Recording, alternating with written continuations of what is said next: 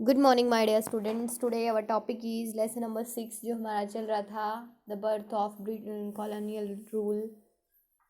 हमने जो है इसके 2-3 पेज रीड कर लिए थे पहले, और आज हम जो है नेक्स्ट पेज हमारा 51 पेज नंबर जो है आज हम रीड कर रहे हैं।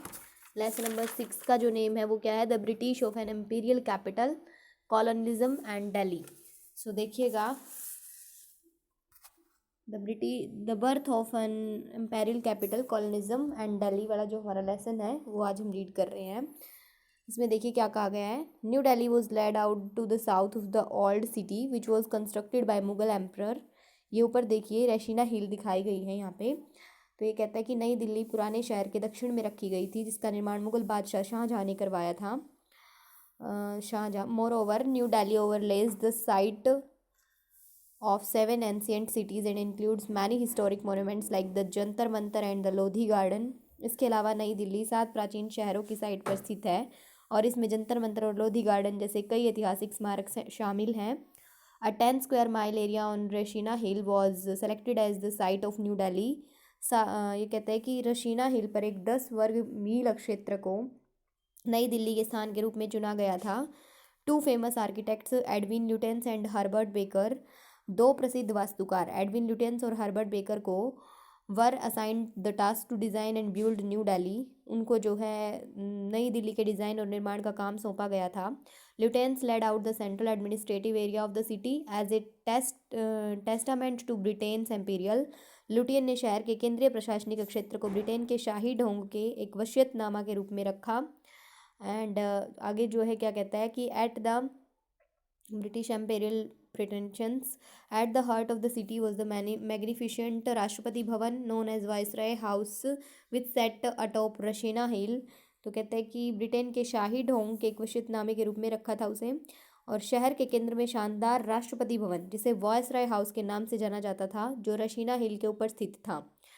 उसके बाद कहता है कि Rajpath the Rajpath stretched from India Gate to the Rashtrapati Bhavan. जो राजपथ था, मतलब राजपथ इंडिया गेट से राष्ट्रपति भवन तक फैला था।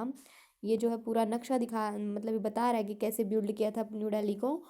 फिर उसके बाद कहता है कि the secretariat which houses various ministers of the government of India flanked out of the Rashtrapati Bhavan. तो जो भारत सरकार के विभिन्न मंत्रालयों में रहने वाले सचिवालय राष्ट्रपति भवन से बाहर हैं। The parliament house designed by Herbert Baker is located at the Sansad Marg which runs parallel to the Rajpath. Sansad Bhavan Herbert baker द्वारा डिजाइन किया गया संसद मार्ग पर स्थित है, जो राजपथ के समानांतर चलता है। The features of this government buildings were borrowed from different periods of India's history. इन सरकारी भवनों की विशेषताओं को भारत के इतिहास के विभिन्न अवधियों से उधार लिया गया था। और Herbert Baker is located, for example the central dome of the Viceroy's palace was copied from the Buddhist stupa of Sanchi. उदाहरण के लिए वाइसराय पैलेस के केंद्रीय गुंबद को सांची में बुद्ध स्तूप से कॉपी किया गया था। The red sandstone and carved jalis were borrowed from the Mughal architectures. लाल बलुआ पत्थर और नक्काशीदार जालियाँ मुगल वास्तुकला से उधार ली गई थी। और New Delhi took nearly 20 years to build. नई दिल्ली ने बनने में कम से कम लगभग 20 साल लग गए थे। The India was to build a city that was a strong contrast to Shahjahanabad. तो कहता है कि ये विचार था कि एक ऐसा शहर बनाया जाए जो शाहजहानाबाद के लिए एक विपरीत हो। There were to be no crowded mohallas, कोई भीड़ भाड़े वाले मोहल्ले नहीं थे। नो बैलेंस, ना कोई वायलेंस थे। The architects wanted New Delhi to have a clean and healthy space. Architect चाहते थे कि नई दिल्ली में एक स्वच्छ और स्वस्थ स्थान हो। The reason was that the British regarded our crowded spaces as unhygienic and unhealthy.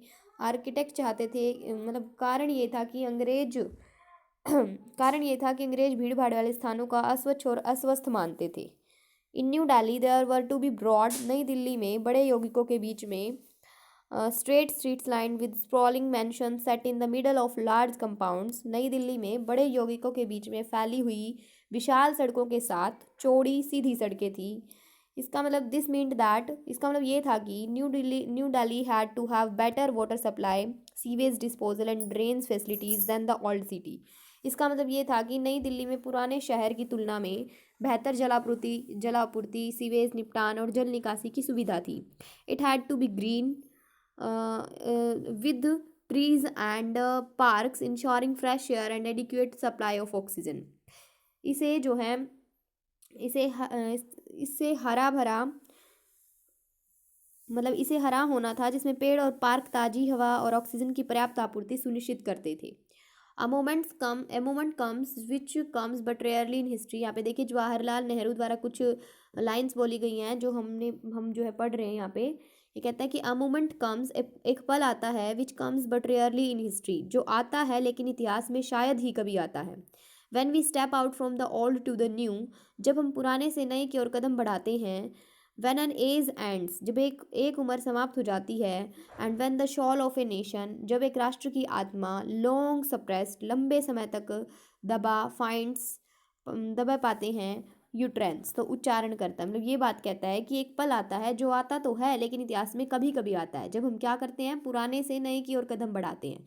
यानी एक उम्र समाप्त हो जाती है, हम दूसरी की ओर मतलब नए की ओर चलने लग जाते हैं, जब एक राष्ट्र की आत्मा लंबे समय तक दबी पाती है। आगे देखिए, ये जवाहरलाल नेहरू द्वारा कही गई पंक्तियां थी बच्चों। पार्टीशन ऑफ इंडिया में देखिए 14 अगस्त 1947 सादा बर्थ ऑफ पाकिस्तान 14 अगस्त 1947 को पाकिस्तान का जन्म हुआ था। At midnight the same day, उसी दिन आधी रात को, India won its freedom from colonial rule, उसी दिन आधी रात को भारत ने औपनिवेशिक शासन से अपनी स्वतंत्रता जीत ली थी। मतलब कि ब्रिटिश लोगों को यहाँ से भगा दिया था, हमारा देश आज़ाद हो गया था। During the struggle for freedom, आज़ादी के लिए संघर्ष के दौरान, Gandhi had written an appeal, Gandhi ji ने एक अपील लिखी थी। To every Briton to free their possessions in Asia and Africa, especially India. प्रत्येक ब्रिटेन को एशिया और अफ्रीका, विशेष रूप से भारत में अपनी संपत्ति को मुक्त करने के लिए। The British left India divided into two, अंग्रेज भारत को छोड़कर दो में बट गए थे। A new country was founded on the basis of religion, Pakistan as an Islamic state, अंग्रेज भारत छोड़ के दो में बट गए थे, धर्म के मूल पर एक नए देश की स्थापना हुई थी, पाकिस्तान एक इस्लामिक राज्य के रूप में। However India choose to be a secular one, हालांकि भारत ने धर्म निरपेक्ष होना चुना। The partition of India led to a massive transfer of population between the two newly formed states in the months following the partition, Bharat के विभाजन ने दो नवगठित राज्यों के बीच आबादी के बड़े पैमाने पर स्थानांतरण का नेतृत्व किया। About 14.5 million people cross the border to what they hope to have relative safety for a religious minority. Bharat के मतलब कहता है कि भारत के विभाजन से दो नवगठित राज्यों के बीच आबादी के बड़े पैमाने पर हस्तांतरण का नेतृत्व किया, जिसमें लाखों लोगों ने एक सीमाओं को पार किया, जो कि वो एक धार्मिक अल्पसंख्यक के सापेक्ष सुरक्षा थी। फिर आगे कहता है कि based on the 1951 census of displaced persons, मतलब 1900 विस्थापितों की 1951 की जनगणना के आधार पर 7 करोड़, यहाँ पे देखिए बच्चों,